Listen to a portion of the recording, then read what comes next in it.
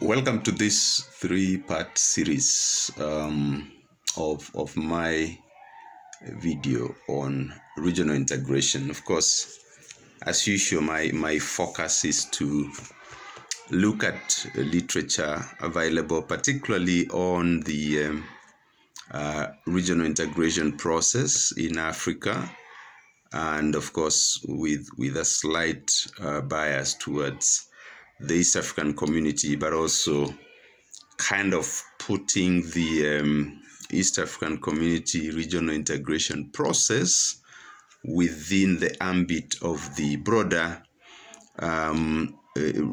continental integration, a process that of course started with way back during the time of the Organization of African Unity, from the late 70s and early 80s, with the promulgation of some of the key instruments that have guided the continent's integration, but also not forgetting some of the major debates that happened, most importantly between Kwame Nkrumah and Julius Nyerere. And those debates were in regards to the pace, the philosophy of integration in Africa. Those were great debates.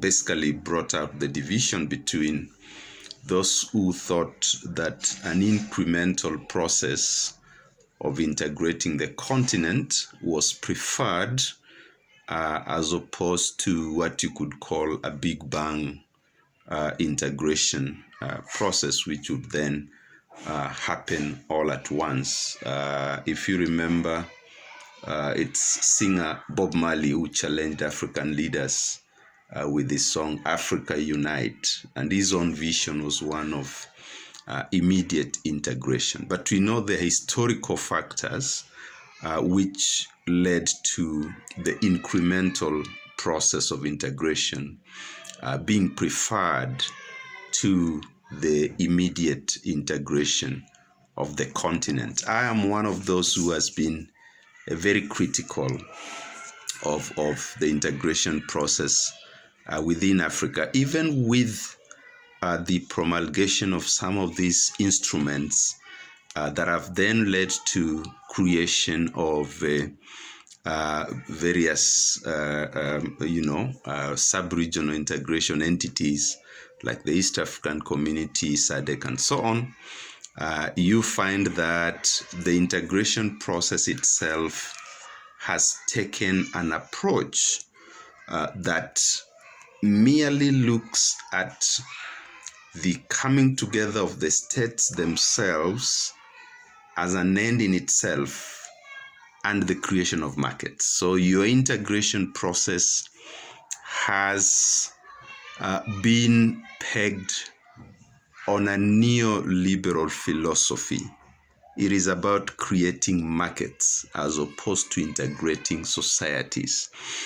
In my book, which looked at this work that I did for Kituo cha Sheria, Kituo cha Katiba rather, an organization based in Kampala, Uganda. I think there's Kituo cha Sheria here in Kenya, but there's Kituo cha Katiba over in Kampala, Uganda. And this work that we did towards greater civil society participation in East African community, challenges and prospects, some time back in the year 2010, really focused on participatory regional integration. Now, participatory regional integration is a form of integration that goes beyond statist-based regional integration. That means that other interests become important in the process of regional integration. So decisions are not only made by states to guide the integration process. Rather, there's a diffusion of ideas from the key stakeholders in all these processes. And we have seen in East Africa, for example, the promulgation of the consultative dialogue framework, which the current leadership of the East African community does not like very much.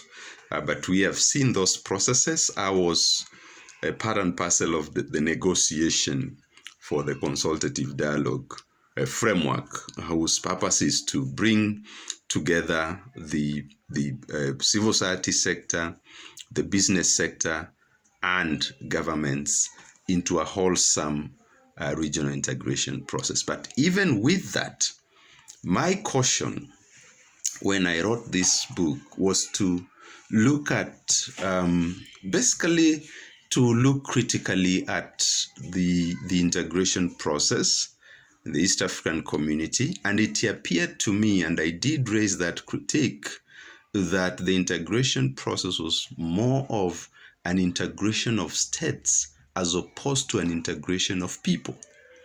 And you may want to study closely the difference therein.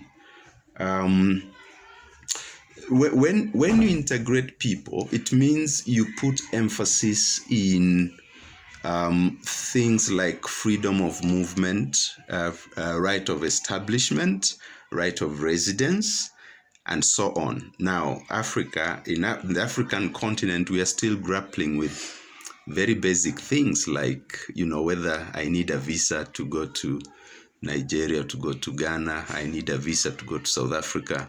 South Africans need visas to come to Kenya, and so on. Now, when you live intact, some of those, because these are just barriers, they are nothing but barriers to integration, barriers to free movement of persons. When you still have these barriers in place, you cannot claim that you're integrating people, that you're forming a society. And remember that in my analysis and the tons of the tons of pages of literature that I've engaged with, I've come to see that there's a paradox. Usually, people integrate, societies integrate. The Taitas and Tavetas in Taita Taveta County of Kenya marry the Chagas and other ethnic communities from the other side, from the Tanzanian side. They're intermarriages. They pray together. They do things together. So that's an integration of the society, which happens naturally. The moment you introduce some of the institutions that are actually supposed to make it easy for people to integrate, then in fact you begin to create barriers to that natural process of societal integration. So then you begin to start talking about protocols and what have you. When people are crossing the border and going to church on the other side, they don't need protocols at all. They just go. When the Maasai in Namanga, Kajiado, cross over to graze on the Tanzanian side towards Arusha, they don't need protocols. They just need to get up and go. So I'm doing this 3-part series, and this is the beginning of it. This is the first video that I'm doing. I will partly introduce the books that I have in my library here on regional integration, some fairly powerful writers, books, reports, and so on. And I will do that in subsequent videos because there's a lot that I need to discuss with you in this process. It's a journey that I think we will take together.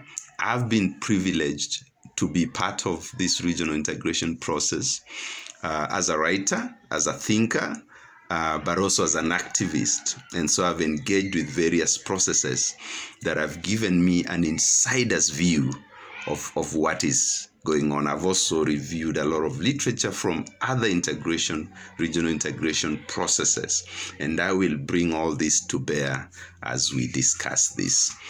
always, we must not forget that there is no life without books. As usual here, we encourage young people, but everybody else, but particularly young people, to read. There is no life without books. Thank you, and see you in subsequent videos.